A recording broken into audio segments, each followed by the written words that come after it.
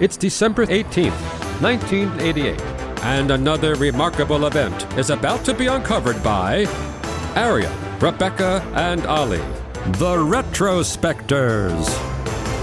It was a time for living today in history in 1988, a time for believing, a time for trusting, not deceiving, a time for warmed-over Yuletide tropes with an aggressively evangelical overtone, for this was the day that Cliff Richard reached number one in the UK with the perennial Christmas classic, Mistletoe and Wine. Yeah, the funny thing about this song is that it was written in 1976 for a musical based on Hans Christian Andersen's The Little Match Girl. And originally the intention of this song was kind of the exact opposite of how it is today. It was like a satirical Christmas carol that was meant to accompany this scene where the little match girl is kicked into the snow by the cold-hearted middle classes in this Dickensian setting.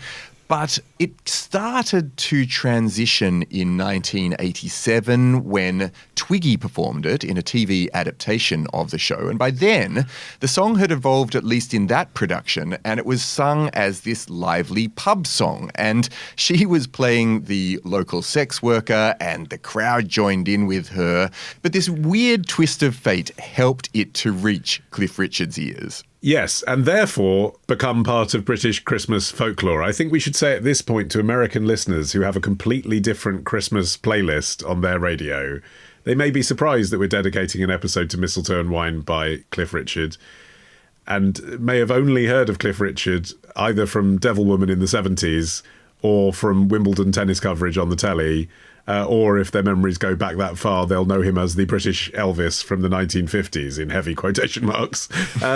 But it's worth saying that here in the UK, Cliff is as much Mr. Christmas as Michael Bublé is. You know, he's as associated with Christmas as Mariah Carey is. You say Christmas, you think Cliff. He is arguably Britain's best-known Christian apart from the King. Right? So that's why we are dedicating this episode to this. And on this day, yes, it became Christmas number one. It had actually already been number one in the UK for a week already, and it would stay number one for another 2 weeks and become the biggest selling single of the year. And this is the year of The Only Way Is Up by Yaz and I Should Be So Lucky by Kylie Minogue. So there were some bangers out there. Over 750,000 copies were sold of this thing. And this is the moment where Cliff's reputation as the festive overlord was cemented. And interestingly, really, he's only had, I think, 2 other Christmas number ones. Saviour's Day, which is quite good, same sort of era, and then the absolutely turgid Millennium Prayer at the turn of the century, which was awful. So really, it's all about this song. It's about the success and strength of this song in building that kind of reputation for him. I'm astonished that it lasted for 2 weeks after Christmas. I would have thought that you have to take down your Christmas number one after 12 days. It didn't. So it was 4 weeks in total, the 4 weeks of December. You're absolutely right. Okay. January the 1st came around and everyone was like, oh, Kylie and Jason, please. Yeah.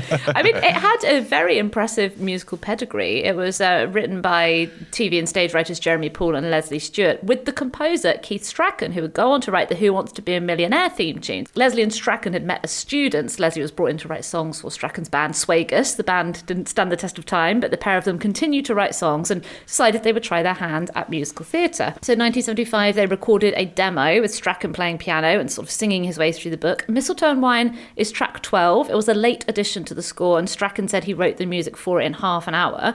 And the lyrics to this original version are somewhat different. The opening lines are children singing, church bells ringing, and then, later on Cliff got his hands on them and ramped up the Christian flavour. But there's definitely, you can listen to it on Keith Strachan's website. There's something quite magical about hearing this future hit. And there's also a recording out there of the initial performance of Scraps. It was staged at the Orange Tree Theatre in Richmond, very much, a small local theatre, as its 1977 Christmas show.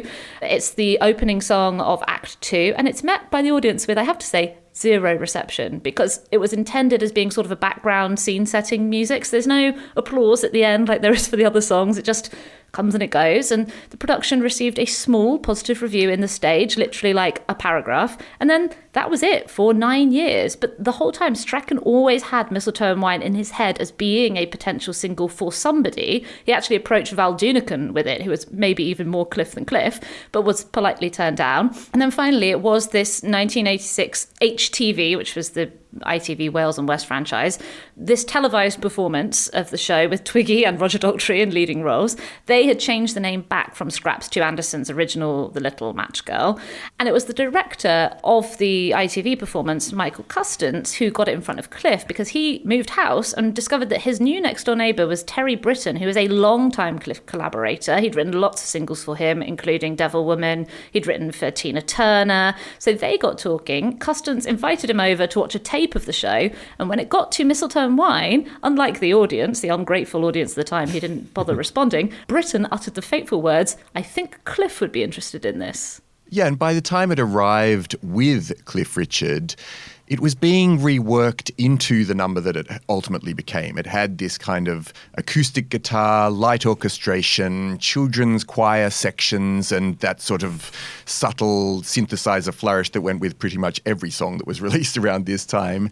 And it turned into something that could charitably be called, and I'm sorry, I came to this song late as a person who arrived into the world where this was already part of the full Christmas canon of songs. Go on, Arion, say it. Go on, you piss all over our Christmas. Go on. So you know, let's face it, it's sentimental. Yeah. And Cliff Richard is doing what you would have to say is the most earnest rendition possible. Yes. Almost These aren't to the point negatives. of... You're saying this like they're pejoratives. It is earnest. It is schmaltzy. It is warm. It's Christmas, Arion. It's Christmas time. Mistletoe and wine. Children singing Christian rhyme. But I encountered a country, and one of the things I love about the UK is that nothing is ever allowed to stand completely unchallenged. And Yeah, but of course, because watching Cliff in any way has a level of irony on it. That's maybe what you're missing. It's that thing of like, you know, when people watch Eurovision for the first time and they're like, is everyone else taking this seriously? And of course they're not. Like every country in the world understands that it's flamboyant and ridiculous, and that's baked in. Cliff Richard was nearly 50 at this point. He was only nearly 50. Exactly. And wearing the Valdunican jumpers. And, I mean, there was an undercurrent around Cliff's sexuality as well, which was the thing that people would discuss when they talked about Cliff. I've certainly never heard anything about that. I think the Christmas jumpers and the school kids and the trumpet fanfares and the playing in the snow, it's Christmas plus. We're going to get into it. And it's fun to be this earnest. Yes. Is the British way of accepting the song into your life. But the song is sincere because Cliff is sincere. And that's how he did everything. That's how he did his rock songs as well, you know? Yeah, and Leslie Stewart, who had written the original version, absolutely loathed Cliff's version. I mean, Cliff had said, I'll do it, but I'd like to make some changes to the words, you know, sort of fateful words, isn't it? And Stewart said, I hated it. I found the lyrics offensive. I'm not a practicing Christian. However, he did say he eventually reconciled himself to it as an alternative version of the song that he wrote, probably, I imagine, with the help of a few royalty checks. But the British public felt differently. You know, you mentioned irony, Olly, and I think there was certainly irony around it at the time, and there definitely is more so now. But people did, I think, on the whole, genuinely really love it. You know, you don't necessarily buy a single for irony. I like it. But I'm just trying to say, especially for listeners who don't really know Cliff Richard, he's basically like a British Barry Manilow, isn't he? That's what's going on here. So you can't just enjoy it. It is a great song, and he sings it well, and he is an icon, but also he's kind of funny. And I think that's the thing, that Brits are able to hold that cognitive dissonance in their heads entirely comfortably in a way that when you come to it fresh, it just looks like a terrible song. I'm sorry. It's just this schmaltzy, awful song. Wow. Everyone's quite the big enjoying. rumbling drum at the end, the silent night bit with the choir. That's great. Too much. It's awesome. Too much. And I know it's meant to be too much. That's the point. That's what you're telling me. But it's